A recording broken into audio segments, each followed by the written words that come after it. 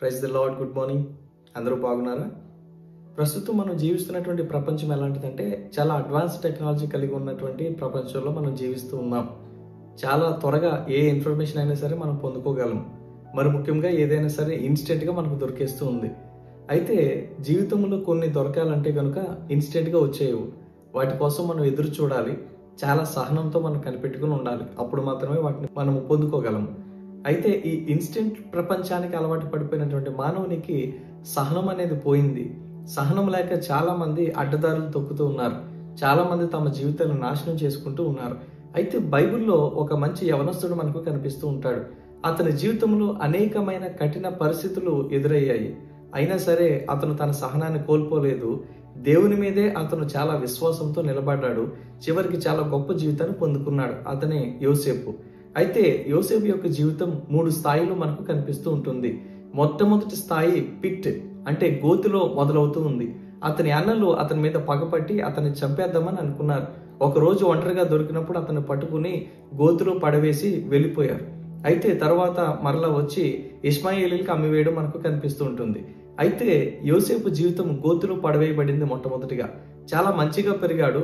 తండ్రి దగ్గర చాలా చక్కగా పెరిగాడు. చాలా మంచి జీవితాన్ని పొందుకున్నటువంటి వ్యక్తికి ఒకేసారి గోతిలోకి వెళ్ళిపోయి పడిపోయాడు. తెలియని వ్యక్తుల చేతిలోనికి వెళ్ళిపోయింది తన జీవితం.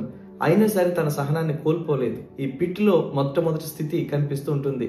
ఇష్మాయేలీలు ఇతనిని తీసుకుని వెళ్ళిపోయి బానిసగా ఐగుప్తు దేశంలో అమ్మేశారు.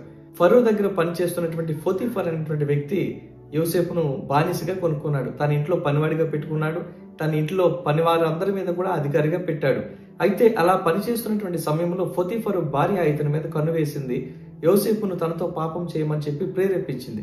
యోసేపు అలాంటి సమయంలో తన యొక్క సహనాన్ని కోల్పోలేదు. పాపం చేయడానికి ఇష్టపడలేదు. ఆమె దగ్గర నుంచి పారిపోయాడు.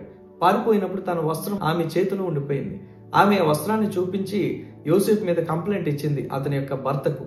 అది విన్నటువంటి పోతీఫర్కు కోపం వచ్చి యోసేపును పట్టుకుని జైల్లో పెట్టించాడు. ఇది 2వ స్టేజ్ యోసేపు జీవితంలో, ప్రిజన్లోనికి వెళ్ళిన తర్వాత యోసేపు అక్కడ కూడా చాలా నమ్మకంతో విశ్వాసంతో ఉన్నాడు. తన సహనాన్ని కోల్పోలేదు. దేవుని మీద నమ్మకంతో తన జీవితాన్ని కొనసాగిస్తూ ఉన్నాడు.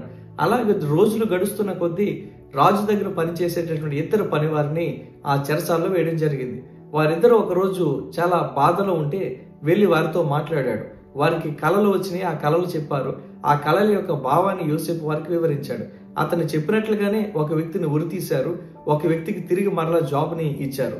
అయితే ఆ వ్యక్తి తిరిగి మరలా రాజు దగ్గర తన పనికి జాయిన్ అవ్వడానికి వెళ్తున్నప్పుడు యోసేపు అతనితో చెప్పాడు, అన్న ఏ రోజైనా సరే జ్ఞాపకం చేసుకో నన్ను.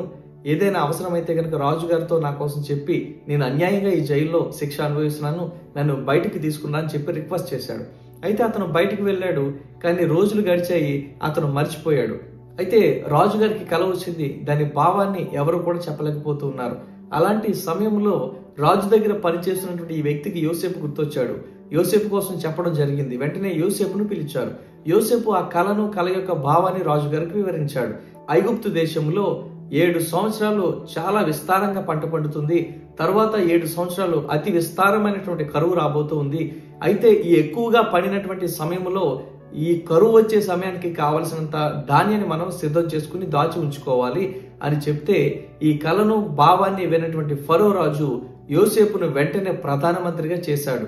నీకున్న జ్ఞానము ఇక్కడ ఎవరికి కూడా లేదు. కాబట్టి నేను పేరుకు మాత్రమే ఫరోని, నేను పేరుకు మాత్రమే రాజుని, కానీ ఈ దేశమంతా కూడా నీ చేతిలో ఉంది.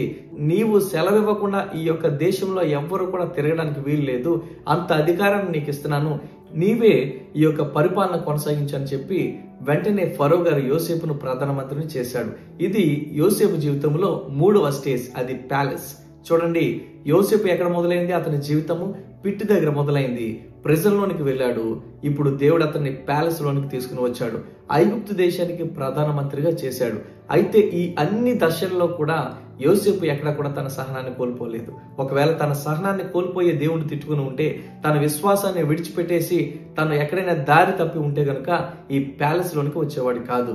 అయితే ఈ మాటలు వింటున్నటువంటి నీ జీవితంలో కూడా బహుశా పిట్ లేదంటే ప్రెజెంట్ అనేటువంటి పరిస్థితులు ఒకవేళ నీకు ఉన్నాయేమో. ఏదైనా కష్టాలు, నష్టాలు, ఇబ్బందులు ఎదురవుతూ ఉన్నాయేమో. చాలా రోజుల నుంచి లేదంటే చాలా సంవత్సరాల నుంచి ఈ యొక్క కష్టాలు పడుతూ ఉన్నావేమో. ఇక నాకు సహనం కోల్పోయాను, నాకు ఓపిక లేదు, ఇక ఎంతకాలమని నేను ఎదురు చూడాలి అనేటటువంటి ఆలోచనలోకి వెళ్ళిపోయి నీవు సహనాన్ని కోల్పోయి బాధపడుతూ ఉన్నావేమో. అయితే దేవుడు సెలవిస్తూ ఉన్నాడు, నీ కొరకు ప్యాలెస్ని నేను సిద్ధంగా ఉంచాను, అది పొందుకోవడానికి నీకు సమయం పడుతుంది, సహనంతో వెయిట్ చేయి అని చెప్పి దేవుడు చెప్తూ ఉన్నాడు. ఒకవేళ ఇలాంటి స్థితిలో నీవు ఉంటే కనుక యోసేపుని జ్ఞాపకం చేసుకో. యోసేపు చూసావా, దేవుని యందు విశ్వాసం ఉంచి నమ్మిక ఉంచి జీవించాడు, ఎక్కడా కూడా దారి తప్పిపోలేదు. నీవు కూడా అలాగే దేవుని యందు విశ్వాసం ఉంచి దేవుని మార్గంలో నడుస్తూ దేవునికి నమ్మకంగా జీవించు. దేవుడు వీటి నుంచి నేను గట్టెక్కిస్తాడు. యోసేపుకు ప్యాలెస్ ని సిద్ధపరిచినట్లు నీ కొరకు కూడా ఒక ఆశీర్వాదకరమైనటువంటి జీవితాన్ని దేవుడు సిద్ధం చేసి ఉంచాడు. ఆ స్థాయిని పొందుకోవడానికి నీవు సహనంతో ఎదురు చూడాలి. అటు కృప దేవుడు మనకు అనుగ్రహించును గాక. ప్రార్థన చేద్దామా? దేవా, ఈ యొక్క మాటల ద్వారా మమ్మల్ని బలపరిచినందుకే నీకు వందనాలు.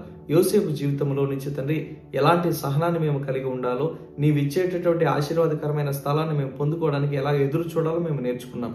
ఈ మాటలు విన్నటువంటి వ్యక్తుల్లో తండ్రి అలాంటి స్థితిలో ఎవరైనా ఉంటే గనుక తండ్రి వారికి సహనం దయచేయండి, ఓపిక దయచేయండి తండ్రి.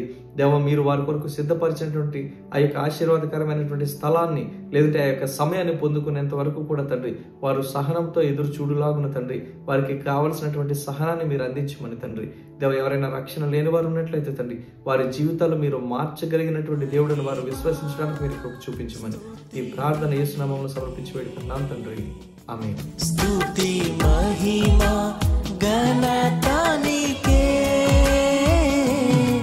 మహిమ స్తుతి